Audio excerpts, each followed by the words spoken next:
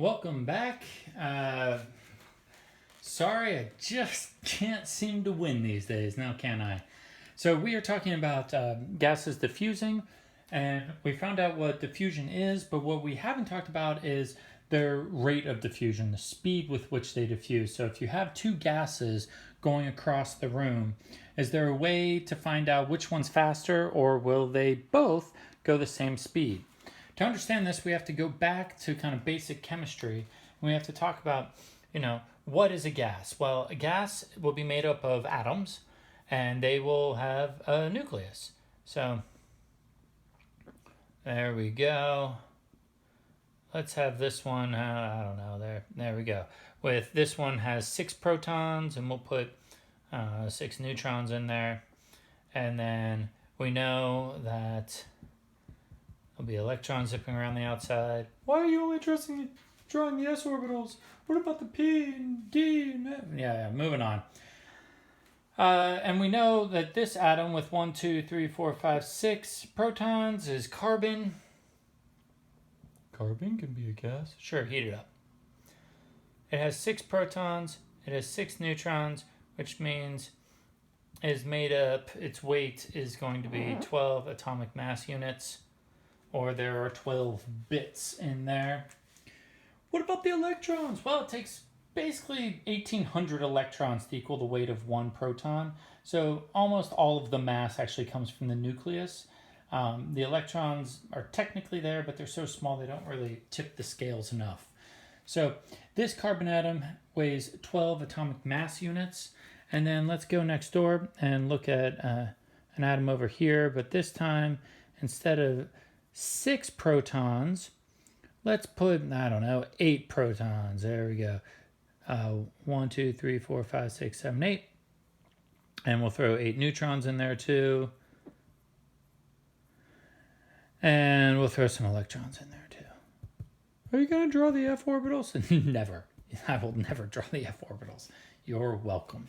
And because it has 8 protons, that makes it oxygen. Grab a periodic table if you don't believe me. And oxygen, this one has 8 protons. It has 8 neutrons. So if you add up, there are 16 bits in there, 16 pieces, or it has a weight of, I'm off the board, 16 atomic mass units. Off camera, I should say. So oxygen with its 16 atomic mass units, and carbon with its 12 atomic mass units. First thing I would ask is, which do you think will go across the room faster? Does the little dude zip around faster, or does the big dude zip around faster? And before you answer, I would say, why don't you go grab your favorite version of Mario Kart, and you tell me which one goes faster, Toad or Bowser? Does the little guy get off the line faster, or does Bowser get off the line faster? And hopefully, just thinking about that, you go, oh, smaller atoms get around faster. They just zip around faster. They're smaller, right?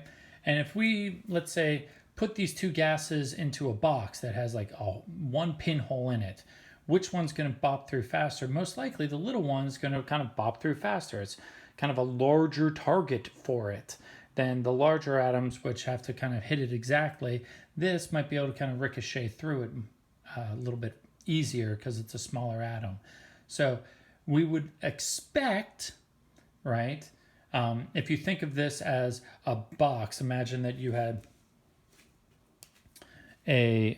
different color, sorry.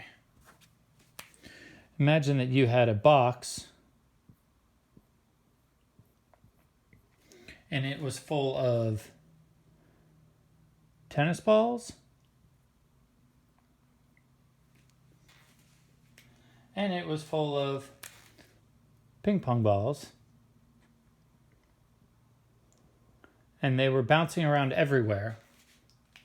And then you assume there's the same number of tennis balls and ping pong balls, and then you decide to, using a different color, cut a hole. Right there, you cut a hole in it. What do you think is going to come rocketing out more? are the ping pong balls going to come out more often, or the tennis balls going to come out more often? And hopefully you go, oh, well, the ping pong balls would, because, well, that's a bigger target, right? And the ping pong balls are bopping around. The chances that they actually go through that target much higher than the tennis balls, which would have to be almost a direct hit. It would have to be shot through almost perfectly in order to make it through. So that metaphor is supposed to lead you to Graham's law.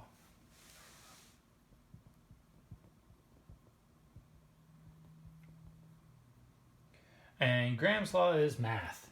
Yay, math! I'm just kidding. What Graham's law is talking about is if you have, let's say, gas 1 versus gas 2. In this case, gas 1 is going to be carbon, slightly smaller. Gas 2 is going to be oxygen, slightly larger. The rate of diffusion, how quickly they move through a space, how quickly they diffuse, how quickly they would exit the box, equals, and he found this experimentally, equals the square root of the molar mass of the second one over the molar mass of the first one.